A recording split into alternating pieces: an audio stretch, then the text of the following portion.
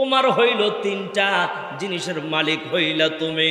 এক নম্বর হলো যা খেয়ে শেষ করে দিয়েছ এটা তোমার, যা পরিধান করে ছিন্ন বিচ্ছিন্ন করে দিয়েছ এটা তোমার। আখিরাতের জন্য যা তুমি আগে পাঠায়া দিছ পরকালের জন্য এতটুকু তোমার। এই তিন জিনিস ব্যতীত বাকি কোনো জিনিসই তোমার নয়। মৃত্যুবরণ করতে দেরি হয় আর তোমার বলতে কিচ্ছু থাকে না। তোমার পরনের মধ্যে যে লুঙ্গিটা থাকে এই লুঙ্গিটাও তোমার থাকে না, টেনে টেনে খুলে ফেলা হয়, কেউ না কেউ একজন ব্যবহার করবে। নতুন জুতা খরিদ করেছো গাউসিয়াতে গিয়ে, দামি জুতা, এই দামি জুতা তোমার নামে খরিদ করলেও মৃত্যুবরণ করতে দেরি হবে গো, এটা আর তোমার থাকবে না, আরেকজনে পরিধান করবে। যেই দামি ঘড়িটা খরিদ করেছো এটাও তোমার না।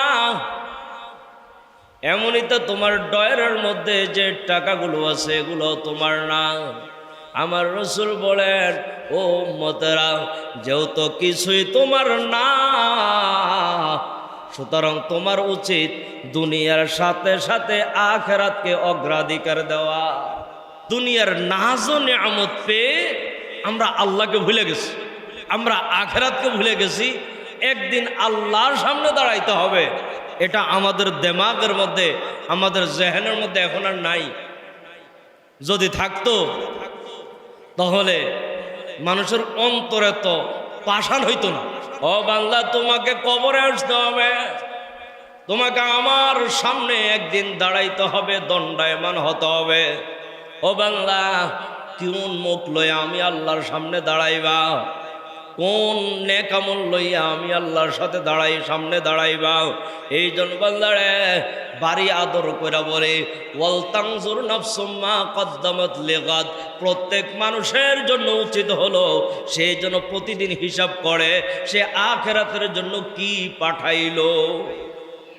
গত জুমা থেকে আজকে জুমা পর্যন্ত হিসাব করেন না কয়বার মসজিদে আসছে, হিসাব করে দেখেন না কয়বার সুবহানাল্লাহ বলছে, হিসাব করে দেখেন না আলমারির উপরে তাকের উপর যে কোরআন শরীফটা আছে এক সপ্তাহের ভিতরে একবার খোলার সুযোগ হয়েছে কিনা।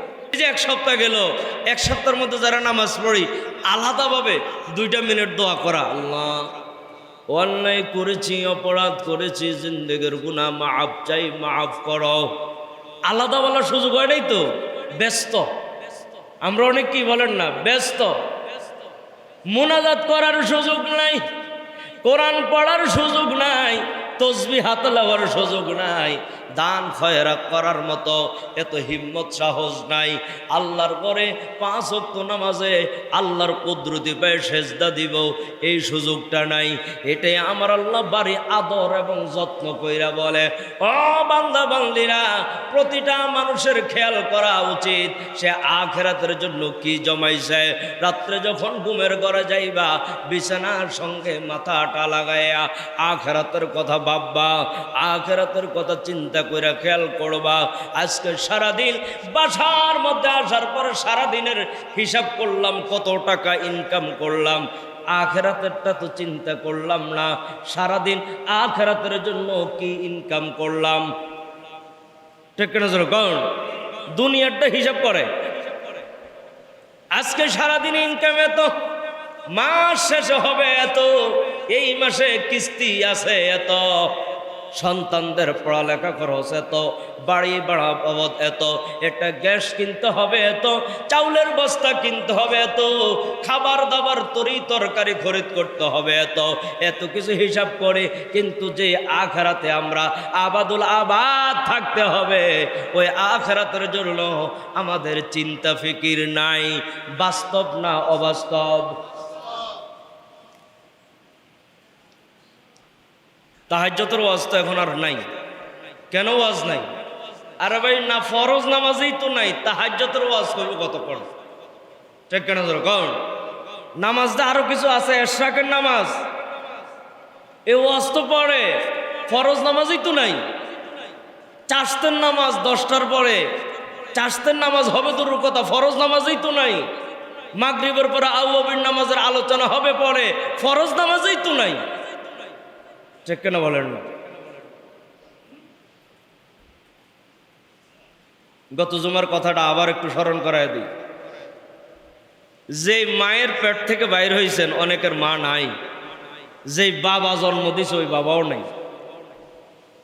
পৃথিবীর শুরু থেকে এখন পর্যন্ত কত কোটি কোটি কোটি কোটি মানুষ দুনিয়ার থেকে চলে গেছে, নাই। আরেকটু ব্যাখ্যা দিয়ে আমি বলেছিলাম, আজিমপুর গোরস্থানে যান, কোটি কোটি টাকার মালিক, মশা মাছে শৈল্য লাগতো না, এখন তার কবরের মধ্যে গরু ছাগলে ঘাস খায়, গরু ছাগল খেদানোর শক্তি নেই। ঠিক কেন জোর কারণ? তা আপনি কি মনে করেন আরেকজনেরটা কথা ভাবলেন, নিজের ব্যাপারে ভাবলেন না? নিজের চিন্তা করলেন না?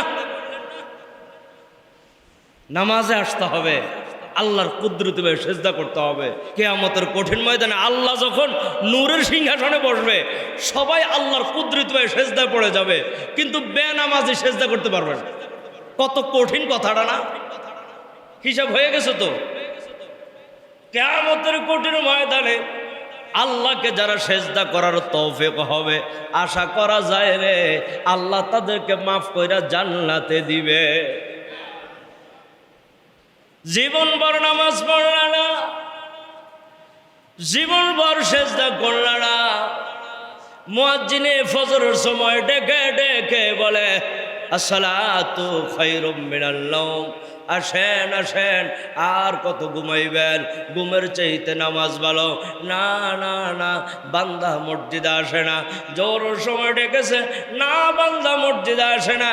আসর মাগরিব এশায় ডেকেছে, মসজিদে আসে না। দিনকে দিন চলে যায়, সপ্তাহকে সপ্তাহ চলে যায়। বান্দা এখন বিপদে পড়েছে, মসজিদে ঢুকেছে। বান্দার এখন হাতে টাইম আছে, মসজিদে ঢুকেছে। ব্যস্ত থাকলে মসজিদে আসে না, বিপদ না থাকলে মসজিদে আসে না।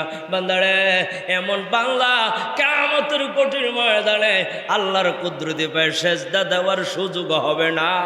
এই কথা বলেছেন কে? আল্লাহ বলছেন লা ইয়াস্তাতিউন, তারা সেজদা করার শক্তি পাবে না, সামর্থ্য তাদের হবে না।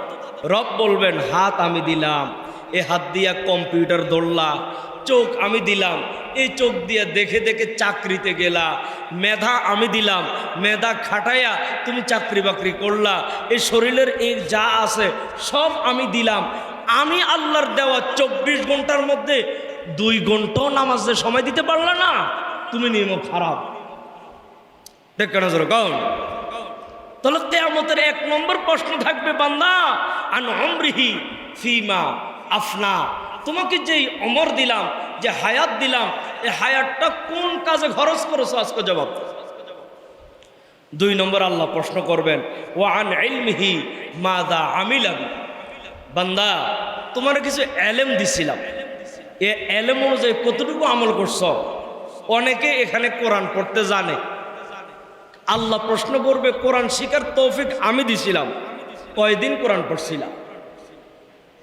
ও বান্দা, নামাজ দিয়ে পড়লে গুনাহ হয়, এই এলেম তোমার ছিল, কয়দিন পড়ছিলা বলো? ও বান্দা, এইভাবে করে আল্লাহ তাআলা এলেম সম্পর্কে জিজ্ঞাসা করবে। এলেম তো দিছিলাম, এলেম অনুযায়ী কতটুকু আমল করছো, কি আমল করছো? যতক্ষণ উত্তর না দিবা খবরদার পা লড়াইবা না। এ কথাটা বলবেন কে? আল্লাহ। 3 নম্বর আল্লাহ তাআলা প্রশ্ন করবেন ও আন মালিহি মিন আইনা ইকতাসাবাহু, বান্দা তোমার কিছু মাল তো দিছিলাম, সম্পদ দিছিলাম, কোন কাজে ব্যয় করছো? আমাদের ব্যয়ের জায়গা আমি বলতে পারি, কিন্তু অনেক যুবক ভাই কষ্ট পাইব, এই জন্য বলি না।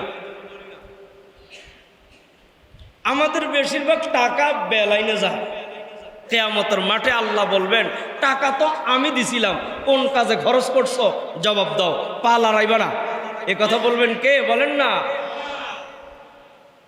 4 নম্বর আল্লাহ তাআলা আরেকটা প্রশ্ন করবেন ও আন জিসমিহি ফিমা আবলা, বান্দা এই শরীরটা আমি দিছিলাম, এই শরীরটা যৌবনটা আমি দিছিলাম, কোন জায়গায় খরচ করছো, কিভাবে নষ্ট করছো? হিসাব দাও। এক সময় তোমার গালে দাড়ি ছিল না, এরপর দাড়ি উঠছে। এক সময় দাড়ি কালো ছিল, এরপর সাদা হয়েছে। এক সময় তোমার চামড়া টাইট ছিল, ডিলে ডালা হয়েছে।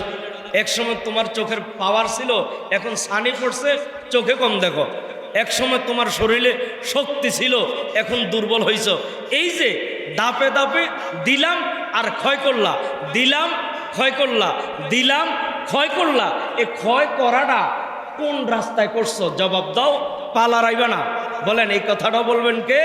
আল্লাহ। আচ্ছা, বুঝে থাকলে বলেন, আল্লাহ যে কিয়ামতের মাঠে এই 3টা প্রশ্ন করবেন, 4টা প্রশ্ন করবেন, 4 প্রশ্নের জবাব দিয়া মাপ পাওয়ার কোনো রাস্তা আছে?